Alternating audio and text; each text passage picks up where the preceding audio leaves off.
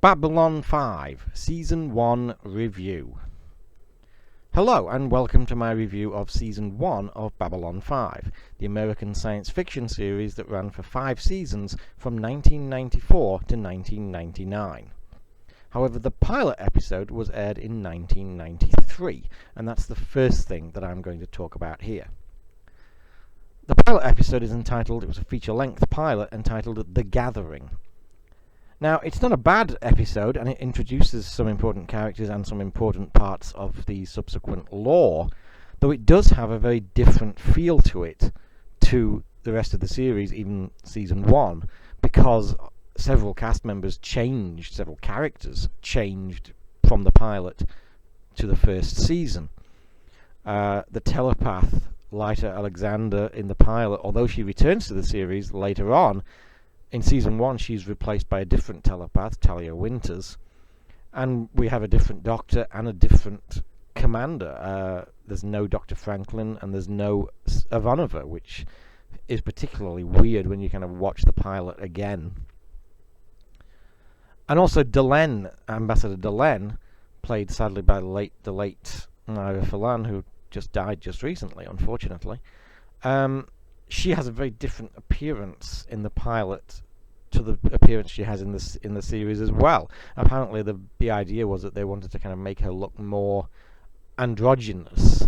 And then they came to the series and they kind of thought, nah, to that idea, just decided to make her more obviously female, which I think was probably a good idea. Now, as for the series proper, the first episode is Midnight on the Firing Line, which sees the Narn attack a Centauri colony and obviously causes some serious tension between Londo Mollari and G'Kar, played by the brilliant Peter Jurasik and Andreas Katsoulis. Now, this is a good, solid start to the series. I'd say it's probably better than the pilot. It's more polished, and obviously you've got kind of... the cast is more kind of solidified and familiar to what we get to know. And it really sets up the Londo and G'Kar relationship clearly as well. Episode 2 is Soul Hunter. Now, this is an episode I've always kind of found difficult to warm to. I think it's the whole kind of idea of the Soul Hunter. I've never quite been able to get my head around it. Are we supposed to actually believe it? That these things can actually supposedly steal somebody's soul, as the Minbari believe? Because that seems like a really kind of Buffy-esque fantasy idea rather than a science fiction one. Or are we just supposed to believe that it's a load of old toss? I can never quite get my head around that, and maybe that's why this episode just kind of leaves me a bit cold. The next episode is called Born to the Purple. Now, this is a bit of a slow episode. Londo kind of compromises his career when he falls in love with a beautiful slave, and she ends up stealing some sensitive information. It's a little bit slow, it's not the most compelling episode, but it does do a good job of kind of illuminating different aspects of Londo's character, because he's, up to this point, he's kind of been a little bit nasty and a little bit comedic, and this episode kind of shows that there's more to him than either of those things. Episode 4 is Infection.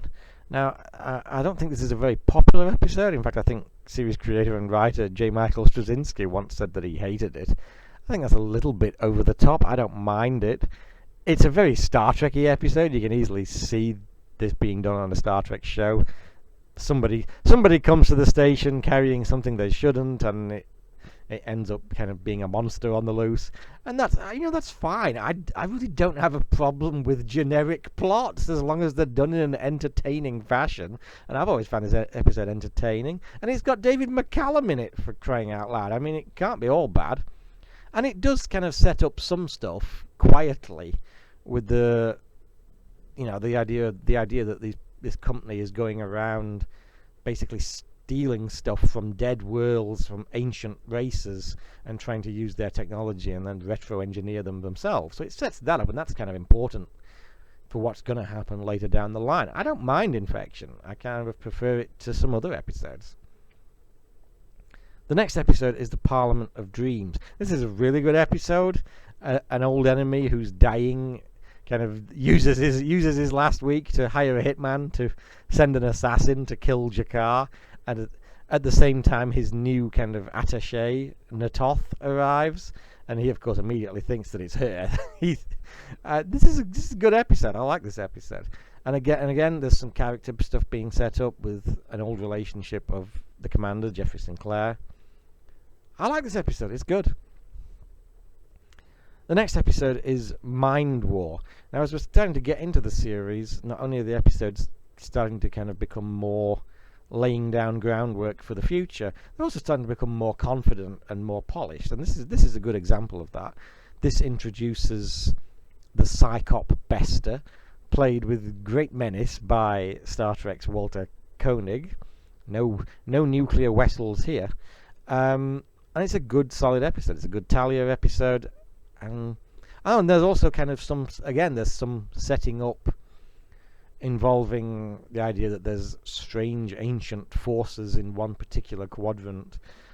Jakar kind of warns Sinclair's old flame, Catherine, to stay away from that area because there are strange things happening there. And he's not wrong. The next episode is the War Prayer. Now this is a bit of a kind of a humdrum episode. Again, it's not bad. It's about a racist group that hate aliens and start terrorizing people on Babylon 5. It's not a bad episode, and again, it sets up this idea that there are forces on Earth that really, really don't like Earth interacting with alien cultures. And again, that's going to become important down the line. But the episode is kind of spoiled a little by the fact that it's one of those an old flame turns up episodes, in this case an old boyfriend of Ivanova. And you just know from moment one that this son of a bitch is the one who's behind it all. Yeah, you know that from episode 1. I mean, moment 1. And I mean, it is kind of very, that predictability does kind of mar the episode a little bit. The next episode is And the Sky Full of Stars. Now this is a really, really strong episode.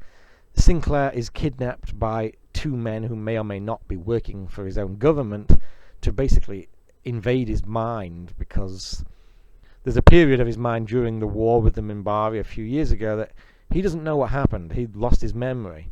And after he woke up, the Minbari, for some reason, surrendered, even though they'd basically been on the verge of destroying Earth and exterminating humanity. And these guys are basically obsessed with the idea that somehow he made a deal with them and he's a traitor or something like that. This is a good episode. It's very trippy. And I like that the two villains, the two men doing this, are people that I recognise from other stuff. One of them is Judson Scott, who was Khan's main henchman in Star Trek II: The Wrath of Khan, and was also one of the visitors in the series version, the original 80s series version of V. And the other one, of course, is the great Christopher Neame, who was in Secret Army and many, many other things, and of course was the bad guy Skagra in the Tom Baker story Shardar. That's another reason why I like this episode. The next episode is Deathwalker. This is another good episode. An alien arrives on the station, and Natoth claims that she's a war criminal who did horrible things to her family during a war. But even though this woman appears to be far, far too young to be that person, and it soon turns out that she's got a very big secret that exposes decidedly shonky morality among pretty much every one of the races on the station, including humanity. This is another good episode. I like this episode. The next episode is Believers. This one's a bit of a snoozer, to be honest. I know it's kind of like it's an alien couple with an ill son, and the religion forbids this very simple operation that can cure him. It's all very kind of, related to the real world issues that we have with some religions that refuse to allow simple procedures.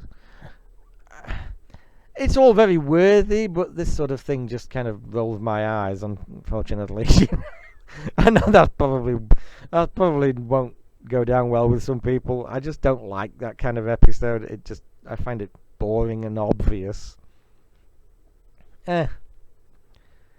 Episode 11 is called Survivors, in which there's an explosion on the station, and Security Chief Garibaldi is implicated, which is just what somebody else wants to hear because they've got a personal grudge against him. This is a solid enough episode. It's a good Garibaldi episode. It's kind of a nice thriller episode, and it does kind of, again, it's foreshadowing here because the explosion takes place as the Earth President is about to come to Babylon 5, and this idea of there is some kind of plot to kill him is going to reassert itself towards the end of the season.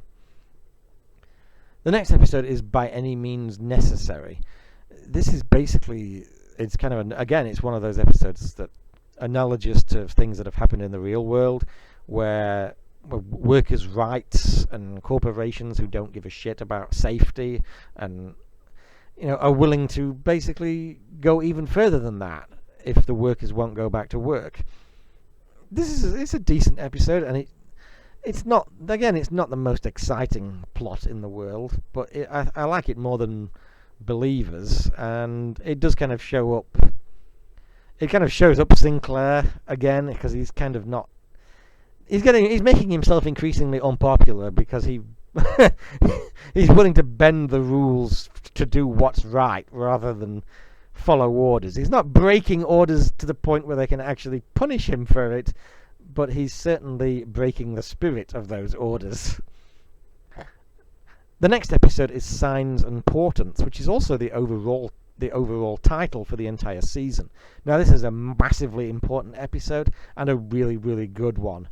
It introduces the character of Mr. Morden, this mysterious man who comes on board and starts visiting all the ambassadors, asking them, "What do you want?" And their answers are very, very important to the future of the series. We get our first glimpse of a shadow ship. The Shadows are one of the principal villains of this entire show, so this is a really important episode and very ominous, and it's all around class. I mean, you've got to love this episode. The next episode is TKO. Now, this isn't a very popular episode. I don't entirely disagree with that. It is a bit of a bore. It's about an old friend of Garibaldi's who's come to fight in an alien fighting arena. He's probably going to get killed in it because humans are really not suited to that sort of thing. It's not the most interesting stuff. There's some interesting character stuff with Ivanova trying to cope with her father's death, but again, it's all kind of a bit slow. That subplot is fine, I think, and it kind of does a lot to kind of show more of Ivanova, but I think that the main plot probably needed to be something a little bit more interesting. The next episode is Grail, in which this strange man and his assistant come to Babylon 5 on a quest to find the Holy Grail. I mean, while there's some kind of weird creature running around mind-wiping people or something. This is an okay episode. The Holy Grail plot is a bit silly. It's doesn't really make a whole lot of sense. It's buoyed by the fact that the guy is none other than the wonderful David Warner, and that guy can make almost anything interesting while he's there. It's okay. It's not one of the better episodes of the season. The next episode is Eyes, in which Sinclair's increasingly unpopular decisions catch up with him, and eternal affairs arrive on the station to test not only his loyalty but that of all of his crew with the help of a telepath. This is a really good, really tense episode. There's a lot of things in here that won't get kind of explained until later on, like why Ivanova is so utterly against ever being scanned by a telepath and is willing to resign her commission rather than submit to it.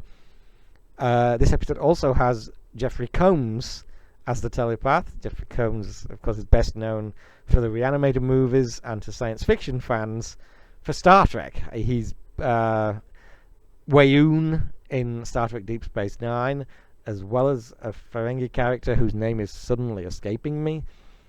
Good God, what is that character's name? I can't remember. He's the guy that hates Quark and shows up and keeps showing trouble to him.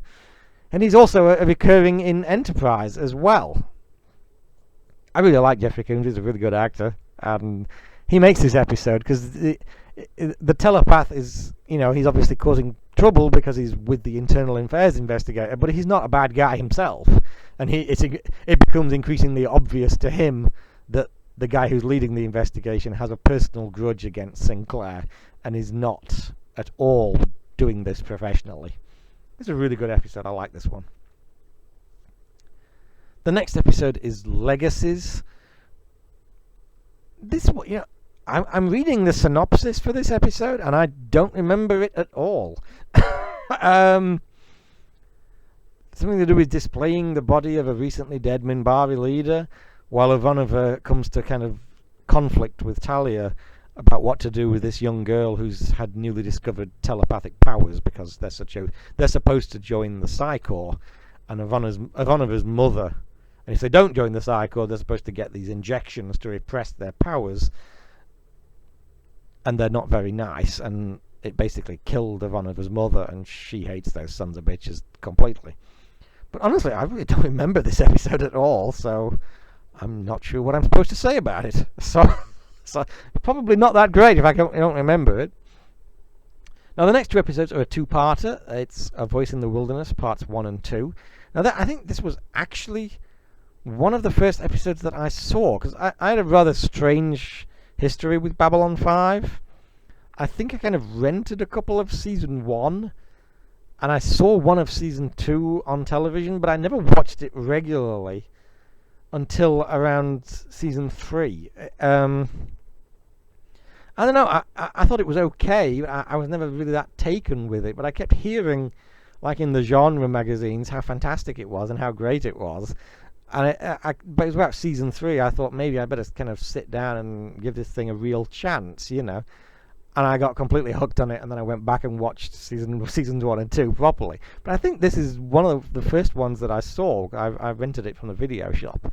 It was, it was done as a movie on VHS.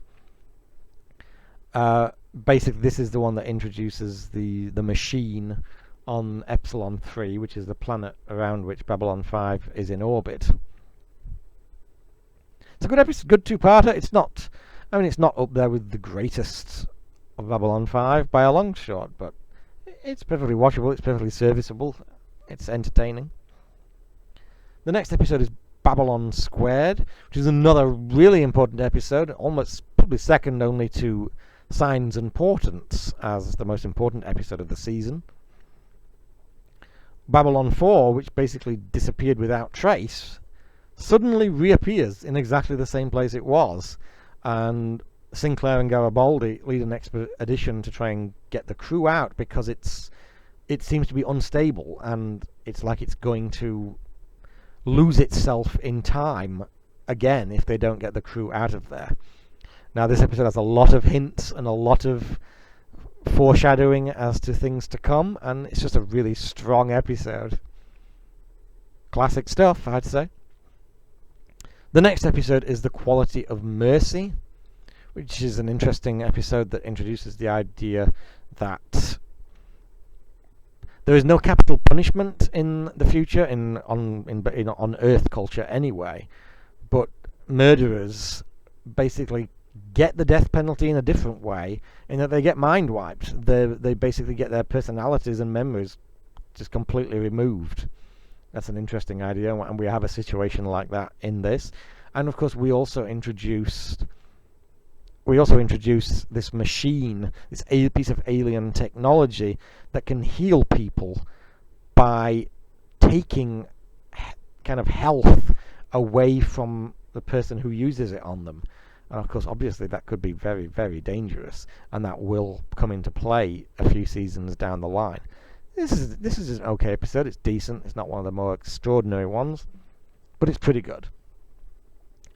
And then we have Chrysalis, which is the season finale, and this is the one where, as Jeff says at the end of the episode, everything's changed. There's big, big stuff going on, including the return of Mr. Morden and the Shadows and Londo.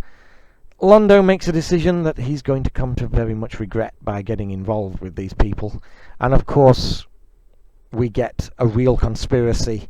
Garibaldi gets shot and the Earth president is assassinated, as even though it's supposedly an accident.